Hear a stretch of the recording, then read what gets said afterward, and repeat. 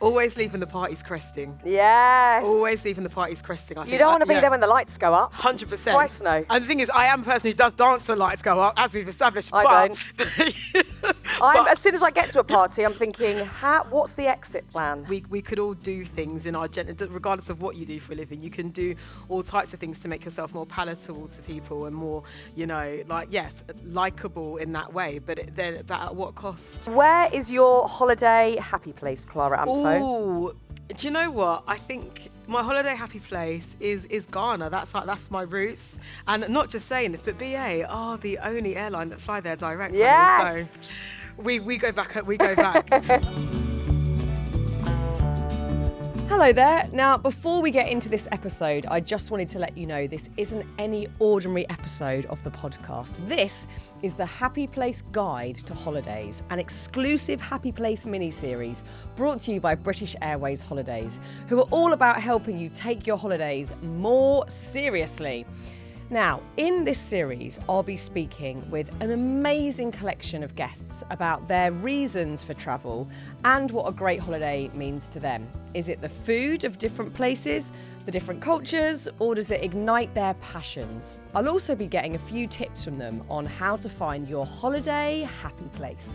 Plus, we'll chat about all the things you'd expect from Happy Place. Enjoy. I feel like I haven't seen you in real life for ages. But here we are. Yeah. I mean, you've already had a summer packed with festival action. Indeed. How was Glasgow? Glasgow was fun. It was intense. It wasn't muddy, so I was delighted. Love. And yeah, it was everything you wanted it to be. And it's the last one for a year, so we made sure we had a lot of fun. Worked very hard, of course. Obviously. Worked very, very hard. Yeah, but you do. They're really long hours. Oh, yeah. I think that's the irony. People think that when you work at Glastonbury, you just get to spend all day watching the acts, and you don't. Well, you kind of do through like a tiny monitor. You can sneak away and see a couple of things. But yeah, we are on every day. Yeah. Do you, because you come off air at what, midnight? Midnight, sometimes 1 a.m. And then, or if you're Paul McCartney, 1:30 in the morning, because, he's got the hits. Yeah. You got to see Paul. That's it. And then did you go out afterwards? Because I did that one year. Terrible idea. So this year, on the Saturday night, I got to wrap a little bit early. Then I went to go and see Doechii because I'm obsessed with her.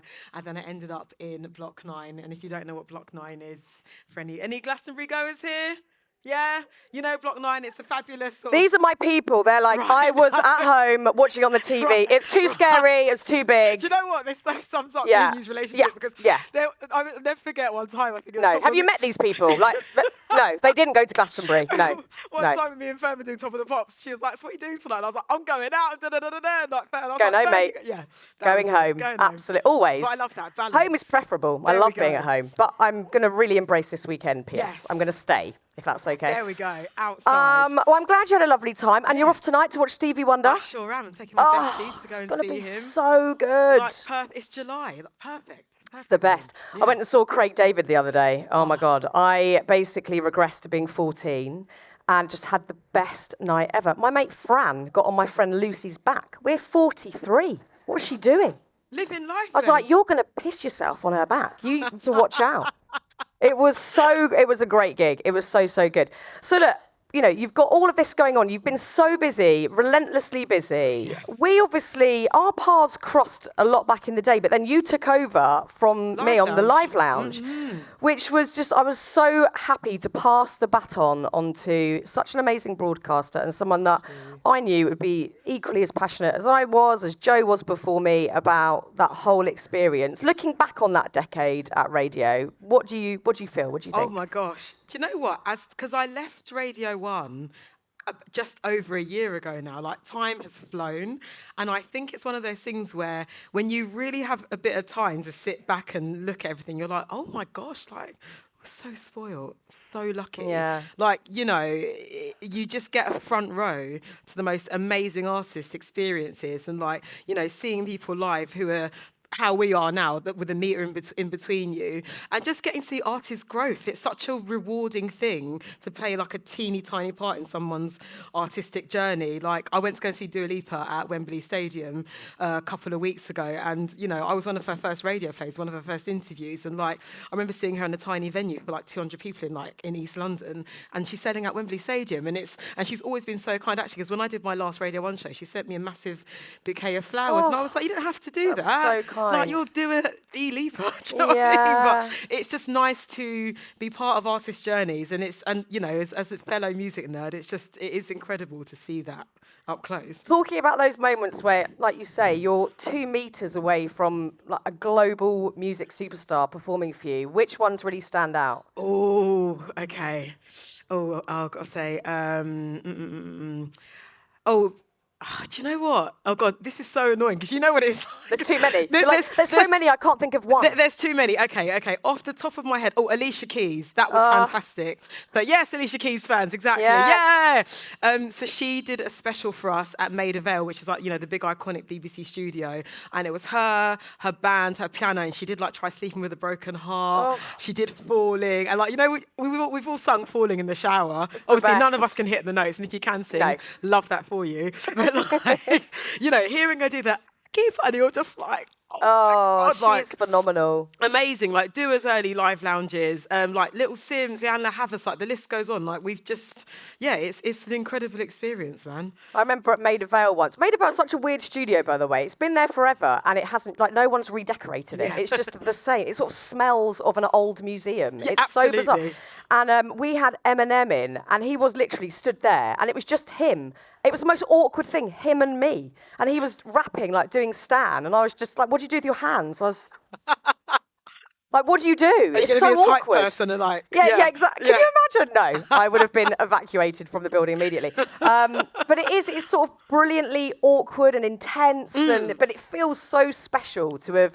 You look back and you think, how was I allowed to do that? That's bizarre that I was allowed in the room during that. It's truly amazing, and particularly pre-COVID, because I think COVID definitely changed the game. I think we all know, whether you were working from home, broadcasting from home, because some of us were doing radio shows literally from our houses, whatever. I think it really changed the dynamic of like artist availability and things like that. So to get that closeness and that FaceTime, like I really don't take that for granted. Like we were very lucky. So lucky. How was it making that decision to leave? Because I think we're really similar in the fact that we like chapters. We like to go, right, I did that, and I know that whether it's kind of stopped learning as much or I'm not as kept on my toes, I need a new challenge. I think we're both similar in that way, that we want newness or to feel like we're really, really excited / really, really nervous. But it's a big decision to leave a job like that where you get these exceptional experiences, and it's taken for granted that weekly you're going to be in that situation mixing with all these amazing artists. I don't know about you, but when I told even people around me that I was leaving, everyone was like, why? Not a single person went, good for you, which is unnerving because you want people to kind of back your decision up. How was that for you? That's a great question, because I think I had mixed reactions, because I mean, obviously our bosses, who are lovely, was like, but why? And I was like, do you know what it is? Like, I'm one of these people that I am so passionate about what I do, but I never want to resent anything that I do, whether that is broadcast, whether that is, I don't know, the people who I spend my personal time with, whatever. I know I don't ever want anything to feel like it's being forced or like it's a chore. And I wasn't feeling that way, but, you know, I want to be able to listen to music as a fan, always, rather than as a business. Do you know what I mean? I want to be able to talk to people on a human level rather than thinking, gotta get that viral interview clip. Do you know what I mean? And I think, you know, I'm quite good at sort of, I don't know, just sort of feeling trends in media and broadcast, and I could just feel myself being like, the way I want to do things and what I've managed to achieve, I'm so happy with my lot here. And don't get me wrong, I'm still obviously like do Glastonbury, and I'm still doing my bits and bobs like in music around the Beeb, but I just felt like, I don't know, I don't want to say I've been so spoiled, because I've worked hard for what I've achieved, I just, put it this way, when Annie Mac, our lovely friend Annie Mac, left Future Sounds and passed that show on to me, she was just like, yeah, babe, like, I'm just ready to do my next thing. And I think that's how I felt. I felt so completely satiated by it. And I was like, well, I think there's nothing new for me to do. I could carry on and do it. I could. But I think one thing I learned is just because you can do something doesn't mean you always should. And I probably could have. I mean, look, who's to say the industry is what it is. Like, you can never predict things. But generally speaking, I probably could have stayed a bit longer if I'd wanted to. But to quote the brilliant Sarah Jessica Parker of Sex and City / and Just Like That fame, always leaving the parties cresting. Yes. Always leaving the parties cresting. You don't want to be there when the lights go up. 100%. Christ no. And the thing is, I am a person who does dance when the lights go up, as we've established. I don't. As soon as I get to a party, I'm thinking, what's the exit plan? How am I getting out? How 20 am I minutes leaving? cotton, or 40 minutes if you're lucky. Yeah, 20 minutes, absolutely, peak. No, I agree. I think it's so good to leave on a high. Absolutely. Really, really good. And also good to constantly feel nervous. And I think once you've had that little thought in your head, it just gets louder and louder. When you know you need change in life, you can't really ignore it. I mean, you can try, but I think it gets harder and harder because that voice just gets louder, and at some point you've got to act on it and do the thing. Well, this is it. And I think anytime I've got a big thing, like I always say I don't like to betray myself. I don't think people should betray themselves. And the minute you allow a little bit of self-betrayal to happen in any facet of your life, I think it just snowballs. Yeah. And I wouldn't want to be, turning up on the radio every day just sort of like, hi guys, like, because nobody wants that. No one's tuning in for that. They want a vibe. Yeah, without a doubt. I mean, it is a tough gig, and sometimes I feel awkward saying that because it is a dream job, but the pressure is immense. You are live for 3 hours every day. You've got to have new things to say. Also, if you wake up feeling a bit crap, you can't express that. You just need to switch on, the happiness and go for it. And it's full on. It's a full on cycle. Yeah, and a lot of eyes on you, literally, and a lot of ears on you. Yeah. And you might say something wrong by accident, like you might pronounce a band name wrong, or you might get the day of the week wrong, and someone be like, "Oh my God, band!" It's like people love that, and it's just I'm like, going to make a complaint. Yes. It's actually Wednesday. Yeah. Thanks very much. No, you think we're joking? Like, get a life. But yeah, no, seriously, it can really be like that. It drives me mad. Yeah, but people are waiting for you to mess up. Yeah, and I just find that very, very odd. But obviously, generally speaking, it was a beautiful experience. And I think the listeners that and you know this, the people that you form relationships with, like, who turn you on when they're in the car or at home studying, whatever, like I think you have to trust that they will come with you where you go. I mean, hence why this room is packed out tonight, because I'm sure all of you love Fearne on radio, love Fearne on TV, and like, exactly, yes! And that's why we're here, do you know what I mean? Because you build it into, it's such an intimate relationship that you build with audience, and it's a vulnerable thing as well. When you're a broadcaster, it's that thing of like, hi, here to tell you things about things that I like, and hopefully you like them too, and hopefully you like that I like them, and hopefully you like me liking them, and like, let's all like things together. Yeah, the likability thing I find terrifying, because certainly in the job that we've been in and still are in a different iteration, being liked is so imperative, and it's such a weird, flimsy concept to be likable, because obviously not everyone's going to like me, like you. That's just how the world works. That some people go, oh, I love how you talk, I love your intonation, or I like your music taste, whatever it is. And for some people, it's just not their thing. But it feels it's so weighted, because without being liked, you haven't got a job. Yeah. And for me, that has been at times excruciating to sort of land on that. Oh my God, I don't know how to do that anymore. Like, and you forget to just be yourself, because you're so worried about what other people's expectations are, or what might be as vanilla as can be, so that more people like you. It's quite a fine line, and I think losing yourself to that is very easy. And that goes back to the self-betrayal thing, because I think we could all do things in our regardless of what you do for a living. You can do all types of things to make yourself more palatable to people and more, likable in that way. But at what cost? A huge cost, I think. A huge cost. I think actually it sent me completely mad at points where I was just like, I don't even know what I like anymore, or how to say this thing that I want to say. I think if it gets in your head too much, it really plays in your mind. I mean, I was thinking back when I was looking into this chat today I remember my last show, and you came into the studio, and it was such a lovely moment to have like a proper handover. But I was also aware that you had a lot going on at that time of your life. You had just lost your dad. Mm-hmm. That was a very recent thing. And then you were having this huge life change of taking on this show. You were going to be there every single day.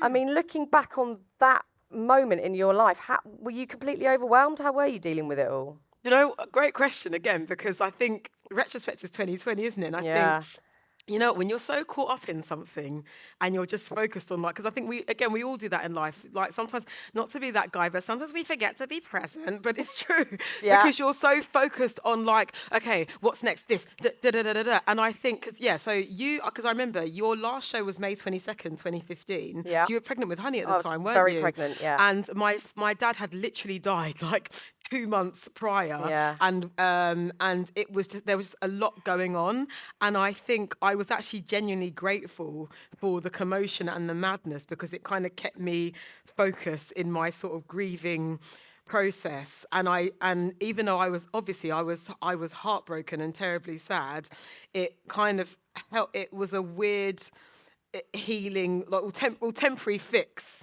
for what I was going through. But I mean, looking back now, would I have gone straight into a job on the nation's broadcast, the national broadcast? I don't know.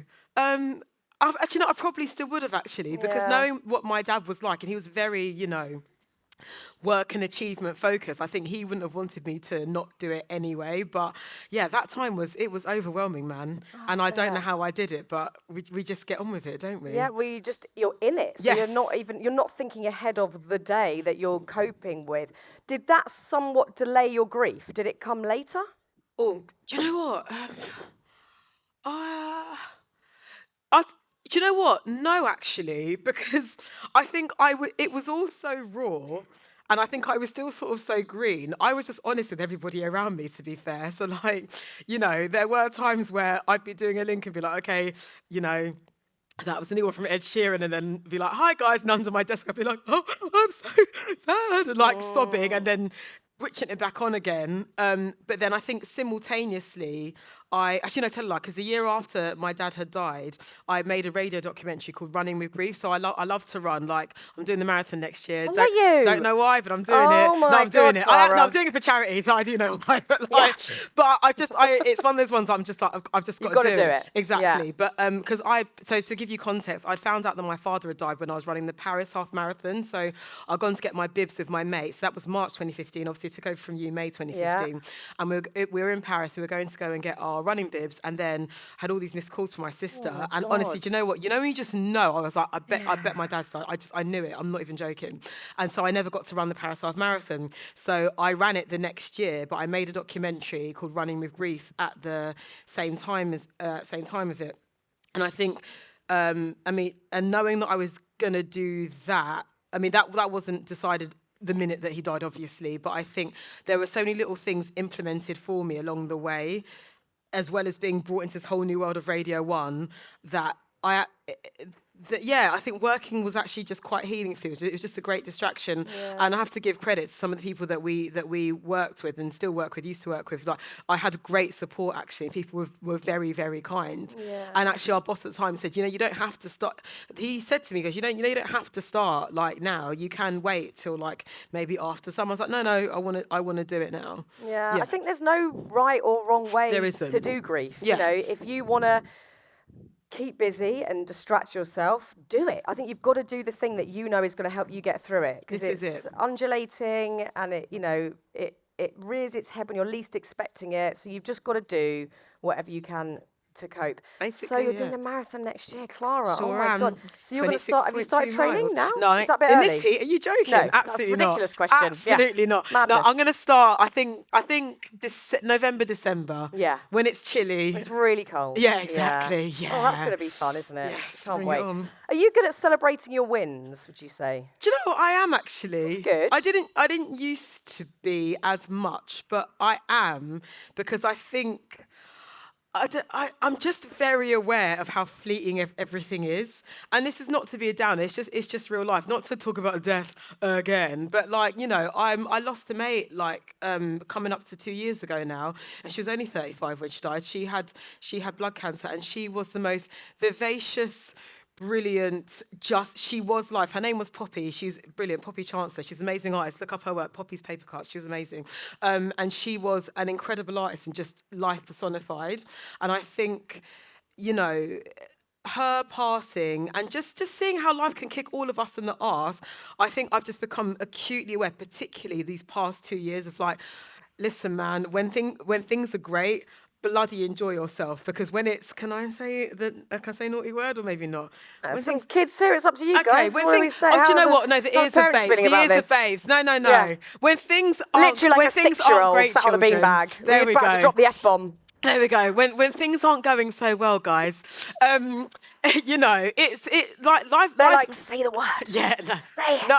Listen, no. We gotta be well behaved. And if you repeat that, I don't want to get the blame from your mum and dad. Yeah, exactly. It's exactly. Clara said I can say no, but I think because you know I've dealt with like deep depression in my life. I don't know a single person that hasn't. I've experienced like some horrendous days, particularly the start of 2023. Mate, I was in the flipping trenches. Why do you think that was? Oh gosh, I think I was burnt out. I wasn't taking care of myself properly.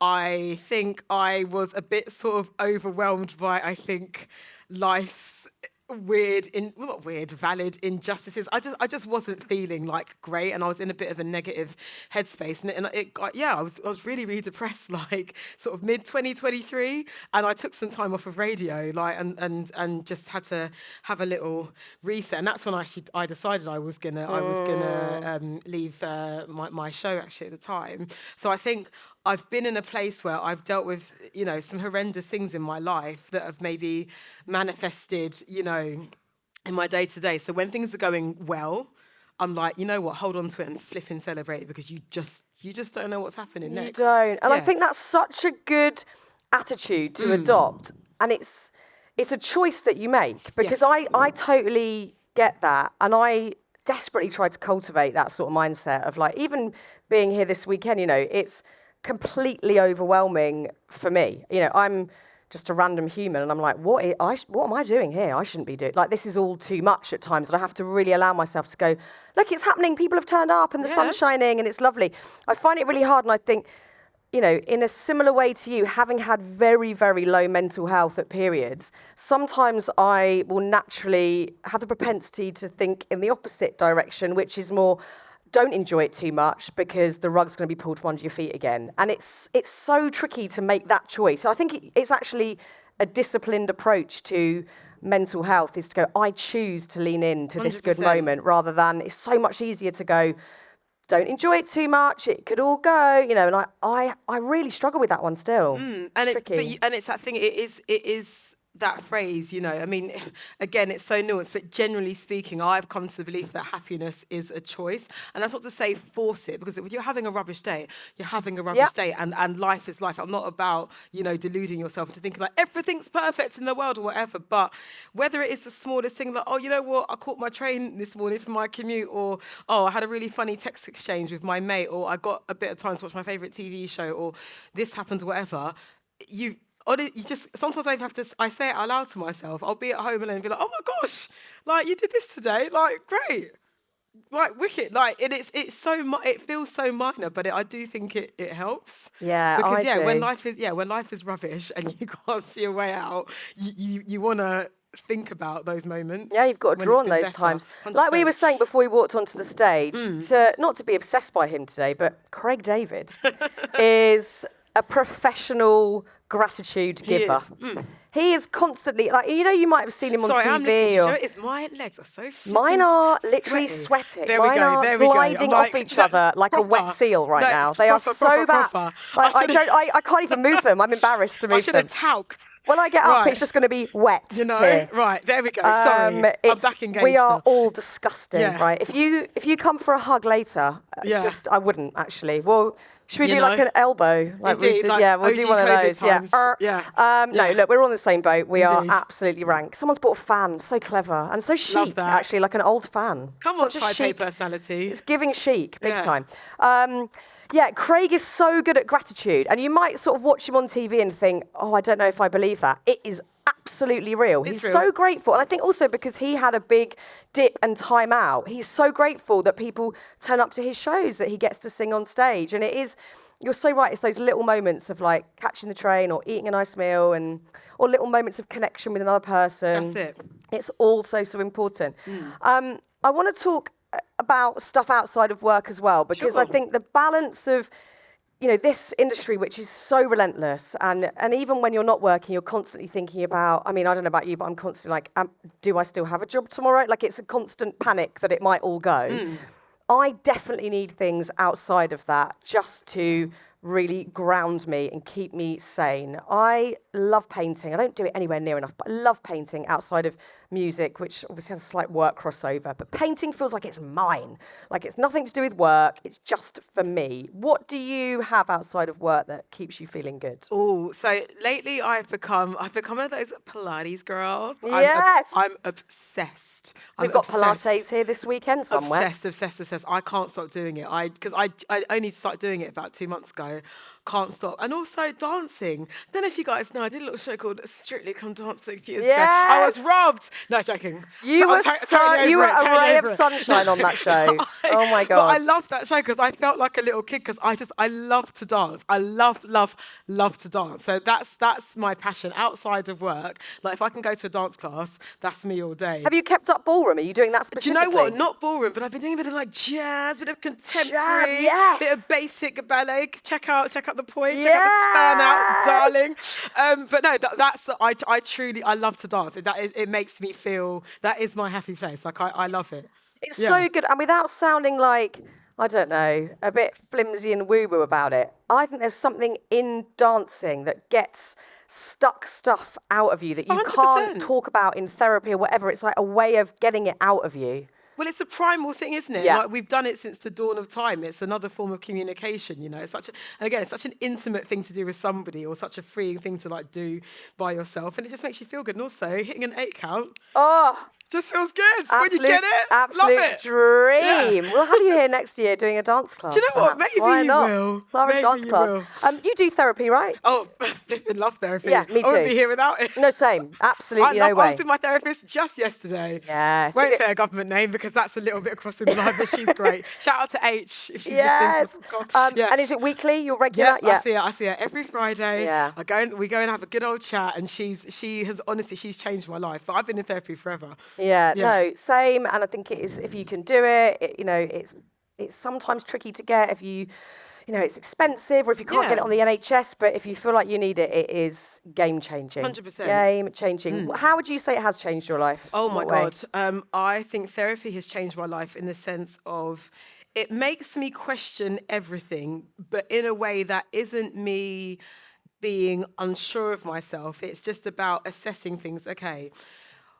It's essentially asking what's really going on here. So just say if someone's pissed me off or I'm upset about something, okay, but why is that really? Are you upset with what this person's done? What's it really triggering inside of you? And what do we need to fix about that? Because actually, this time last year, I had a massive row with my lovely friend, my lovely friend Covey. I had to cuss him out because we're friends here, we're sharing, and he won't mind me telling this story because we were going to a gig, we were going to a festival, and I was okay. Meet me outside the train station at this time. Do not be late.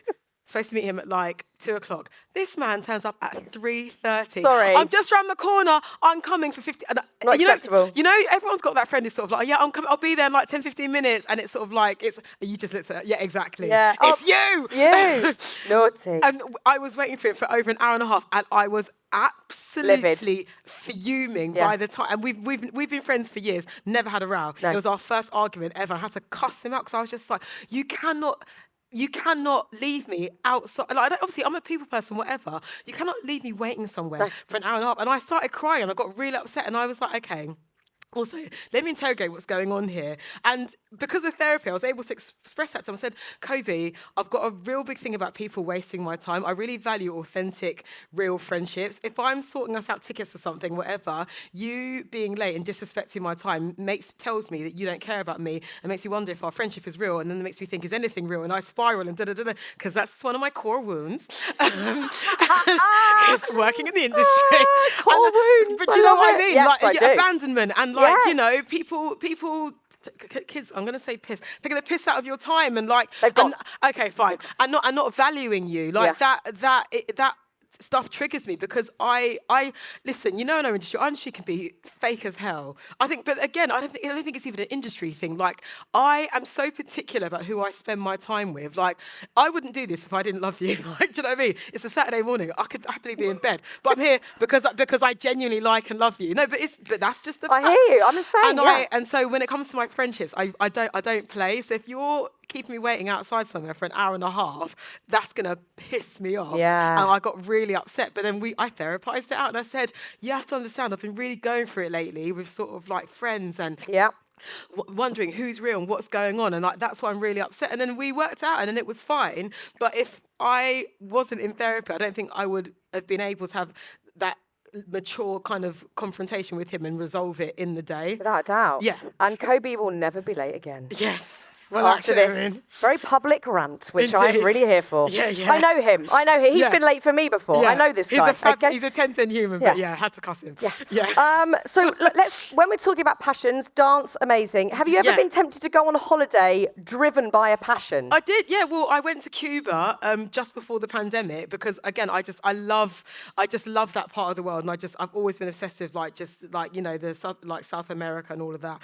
And I think I took a salsa class in Cuba, and it was so fun. According to a British Airways Holidays YouGov survey, 70% of travellers say they like to come back from holiday having learned something new. Are you in that bracket? Yeah, I think so. Because I think, do you know what? You can go away on holiday and not necessarily come back with a physical skill. Sometimes it's just about self-sufficiency. Do you know what I mean? Because, I don't get me wrong, I love going on holidays with my mates, but you know how it is, trying to coordinate any kind of friend group. Like, we've all got that group chat that's sort of like, whatever holiday, 2025, let's do it. And there's maybe like 3 people keeping it alive. And like 7 people just got it on archive. You're like, can we get a plan together? Like, come on. And I'm just like, you know what? Screw this. I'm going by myself. Or I'll go with one person. I think and just because people's schedules are different, I've traveled a lot alone. So I think for me, when it comes to getting a skill coming back from holidays, it's actually just been about self-sufficiency and knowing how to do it really well, like alone. And just little things like just how I pack, because like I'm famously a hand luggage only, babe. Unless I This really is like have Rich Lee to. Grant. When we did an episode of this with him, I'm like, how? I have to take a pillow with me. It takes up half a suitcase. I'm not even I wish I was joking. My life would be so much easier. Do you know what it is? I think I've got a massive fear of like, again, I'm quite an impatient person. I hate waiting around. And not that, like queues are ridiculously long. I'm just a Gemini and I'm just like, let's want to get out. Yeah. Let's go. And I just like the idea of traveling. And also if you're going somewhere hot, you don't need that much stuff. Yeah, still need my pillow. I guess, and your pillow. I do. But I've gotten down hand luggage only like to an art. So that's been my biggest skill. I love that. Yeah. I've done some really successful passion-led holidays. Like, I love art, so I've done Guggenheim, I've done, Paris, been to the Louvre and the Musée d'Orsay, and I love a little Barcelona. Like, I love doing an art trip. But also, I once tried skiing. I don't like skiing, I've decided. Not for you. No, I didn't grow up skiing because no one skied where I grew up. It's just like wasn't a thing. Same, yeah. Like not a thing. Yeah. So I went age 30. It's a really bad idea. It's really hard. Skiing's really hard. It is tricky. I'm not really boring. a ski hun, TBH. I'm more about après ski. Après ski, Après here for. ski. Love that. Love that. Love the look. Me love to get up. too. Do you know what? I tried snowboarding once. I did quite enjoy it, but I think, it's one of those ones that I think you've got to really be in the mindset and be really ready and like dedicated to doing it. It's a fact, no? Like skiing, you have to put all the stuff on. You have to go in a chairlift. It's like, what the hell? To go up, to go down. Although to be fair, I did go to a trip. I went to Canada a few years ago, and I did snowblading, and that was really fun. What is that? It's basically rollerblading, but it's like mini. Rollerblading? It's like mini skis, so it's like snowblading. So it's just sort of like like a ski is like that. A snowblader is like that. That sounds even And harder that was than fun. skiing, though. No, do you know what? It's technically I think easier, but Was it? I had a good time. It was cold. Don't like to be cold that much. Fine. No. Yeah. Is there any sort of passion-led holiday you would love to go on, a new skill you'd like to learn whilst you're away? Do you know what? I would love to go on a Mai Tai holiday. I would really love to, because a friend of mine did that. So she went to, because I've been to Thailand for like parties and enjoyment, but I've never been to Thailand for like fitness. Yeah. And she goes every year. She goes to like a Mai Tai retreat, and so she just learns to like do all that and like wear the Yeah. cool shorts. Obviously not just for the aesthetics. I actually would like to learn the skill, but the shorts are fab. But yeah, she did that and she does that and it looks really cool. I would love to do that. Yeah, that sounds so good. I think that's really cool. Are you good at relaxing when you go away? Or do you find, is it like a couple of days to switch off? How long does it take you? See, the thing is, I love an activity on holiday, but I love the option to do nothing, but I also I have got such a fear of being bored.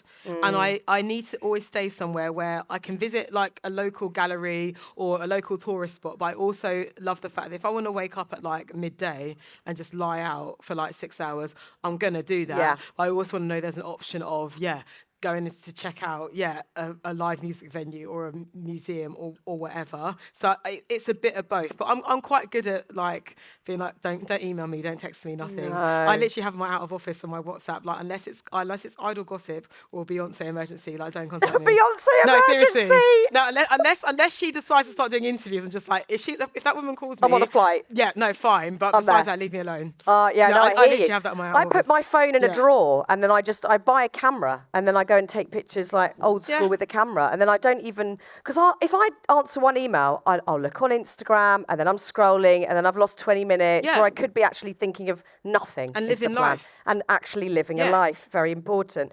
That really helps me to switch off big time. British Airways Holidays want us to take our holidays more seriously. That's what they're really trying to help us out with. That for me is the way that I'll do it, is the phone's in the drawer. How do you like to take your holidays seriously? I think, definitely switching off from socials, though I won't lie. I do like a little story. I like, I'm that cliche. If there's a nice sunset, I'll capture it. Yeah. I'm having a nice meal, I'll capture it. But I think, definitely just get off your flipping phone, man. Go analog if you can. Obviously, like emergencies, whatever. But I love. I've got a little. Obviously, other brands are available. Let me just say, I've got an instant camera. Yeah. I love taking my little camera with me too. And I think it's just about doing what the locals would do. Like I'm very much into finding someone local, like even talking to the taxi driver and being like, when you leave the airport, okay, what do people actually like to do for fun here? And just chucking yourself into it. Because I don't like to go on holiday to hang out with, respectfully, other British people. No. I want to be with the people. No. Like, obviously, like you're going to meet fellow travellers along the way, but I want to see what people on the ground But are let's actually avoid them, doing. is what we're saying. Yeah, big time. Yeah. I agree. Have you sent a postcard recently? I've stopped doing that. I think we Oh. should bring that back. That is a great question. Has anyone sent a postcard recently? No, of course not. It was in the 80s. Okay, yes, my dad used to love a postcard. He One always person used to put a hand send up. them. Yeah, you okay. did. Yeah, good on you. Love that. Yeah, bring them back. You can still buy them. I've seen them. They're there. It's a beautiful gesture. Postcard letters are still, they're so valuable. When someone takes the time to like write you something, even if it is wish you were here, that is special. It is cute. Do you Yeah. remember back in the day, you'd send a postcard and then your mate would get it a month later? And now it's what, like 2 or 3 days? And then you now? get it the same day now. There you go. It's taken the sort of glamour away, Yeah. isn't it, slightly? I'm going to be talking to Sarah Cox on this. Love Coxie. Yeah, we love Sarah Cox so much. I'm going to be chatting to Saz all about holiday reads during this series. Have you got a book you want to read or a book that you loved reading on the beach? So I am about to reread Children of Blood and Bone. So it's this brilliant sort of like fantasy. Like I love all that stuff. I love Do witchy you? stuff. Like fairies and yeah, stuff. I love all Yeah. that thing of like, oh, you've just turned 16 and you're a witch. Like, do you know, I love all that. I love all that kind of stuff. And it's being adapted into a movie. Because I know they're shooting it at the moment. So I want to reread it so that when the film comes out, like You're I've got- ready. yeah, I'm very much. I'm such a nerd like that. I love to know the source material Me before I too. watch like an adaptation, so I can do a little compare and contrast. Yeah, and so I'm gonna reread that. It's so rarely as good as the book. I know that's a bit of a cliche, but often you're like, oh, wasn't as good. Wasn't Yeah. as good.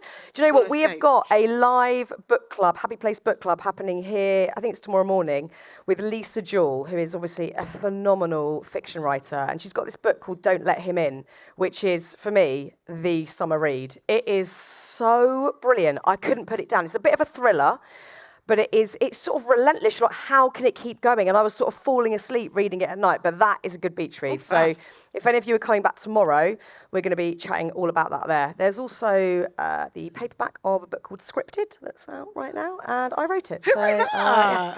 If you want to get that for your holidays, please do. That would be really helpful. And finally, where is your holiday happy place, Clara Amfo? Ooh, Do you know what? I think my holiday happy place is Ghana. That's my roots. And not just saying this, but BA are the only airline that fly there direct. Honey. Yes. So we go back. But Ghana, that's where I just feel grounded, and I feel, connection to my family, and I just feel like one of the best versions of me when I'm there. And it's if you've never been, I urge you to go. Ghanaian hospitality, there's nothing like it. It's the best. If you like vibrant people, if you like bright colours, if you like to go out and dance, if you want beautiful beaches, great food, all of that, I highly recommend Ghana. That's my happy place. What would be your top tips if someone was like, right, I'm going to book this trip? What are they doing? Which is maybe slightly off the tourist footpath. Okay. Oh, I mean, do you know what? But the touristy things are still fab. But I would say, obviously, so when you go to Accra, book a trip to Kakum National Park. So it's the big Ghanaian national park, and you can see like monkeys and beautiful birds and zebras. It's amazing. You feel like you're in the Lion King, like at Pride Rock. Yes. It is incredible. Go to an area called Osu, which is sort of like the Shoreditch of Accra. So it's sort of like trendy, sort of like hipster area. And there's an amazing bar called Republic, and there's live karaoke every night. And it's amazing. But, what's your karaoke song? Mariah Carey, We Belong Together. That is... there's some high notes in that one. But that's why it's so great, because I can't sing it. Okay, great. So for everyone else's entertainment and for my own, that's why I love it. Can you do? I can't do karaoke unless I'm like heavily drunk. Can you do it sober? I'll do that shit sober. Really? Will you? Excuse my language. 100%. I've only done it twice. I did it once when I was 17 in Mallorca, and there was a karaoke contest at my hotel. And me and my best mate Ali Bowers did Dancing Queen, and we won. But there were 2 contestants. Hi. And then I did it again, and it was I don't know if you were there. It was a Radio 1 party at a bowling alley, and I was with Greg James, and I'd drunk about 100 Moscow Mules, and I went for Adele, Rolling in the Deep. You know what? I think I'm not advised if you're planning karaoke trip. It's like it's impossible to sing. Only Adele can sing that song. But this is it. But again, that's the joy of karaoke. And then he played it on the radio, and I was screeching. It was horrendous. It was so bad. We could have had it. Okay, correct. It's that. So we sang karaoke. And what dish are we eating? What's the one dish we should eat in Ghana? So in Ghana, jollof rice is the best rice. It's like a lovely spicy rice. It's like flavoured with like tomatoes and like local spices, and like tilapia fish. It's the best you'll ever have. I love seafood that fish. in Ghana. Banging, and the fruit as well. Just all the fresh fruit you could eat, like it's the best. And fan ice, it's like our national ice cream. It's banging. What's fan ice? Fan ice. So like the catchphrase is fan ice, ice.